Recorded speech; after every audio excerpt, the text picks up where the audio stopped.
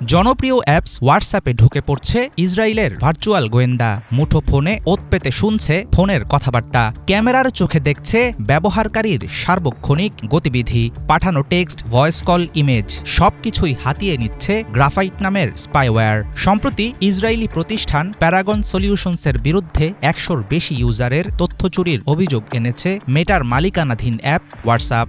Group chat ও PDF ফাইলের মোড়কে চালানো হ্যাকিংয়ের মূল টার্গেট সাংবাদিক সহ সুশীল সমাজের লোকজন। দ্য গার্ডিয়ান, রয়টার্স, আল জাজিরার মতো প্রভাবশালী আন্তর্জাতিক গণমাধ্যমে সংবাদ প্রকাশের পর নতুন করে সামনে আসলো তথ্য সন্ত্রাসের গোপন কার্যক্রম। গোয়েন্দা নজরদারির কাজে ব্যবহৃত বিশেষ ধরনের প্রোগ্রামকে বলা হয় স্পাইওয়্যার। প্রচলিত এমন হ্যাকিং সফটওয়্যারের মাঝে আলোচনার তুঙ্গে ছিল পেগাসাসের নাম। ইসরায়েলের এনএসও গ্রুপের তৈরি বিশ্বব্যাপী ব্যাপক আলোড়ন তোলা পেগাসাসের মতোই শক্তিশালী প্রোগ্রাম প্যারাগনের গ্রাফাইট।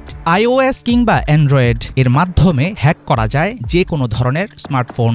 ব্যবহারকারী জানতেও পারেন না কখন হারিয়েছেন ফোনের নিয়ন্ত্রণ। ফোন হ্যাক করার জন্য ফিশিং লিঙ্কে ক্লিক করার দরকার হয় না। জিরো ক্লিক পদ্ধতিতে দূর থেকে ইনস্টল করা হয় এই আড়িপাতার অস্ত্র। হোয়াটসঅ্যাপ ও সিগন্যালের মতো এনক্রিপ্টেড অ্যাপসও এর হাত থেকে নিরাপদ না।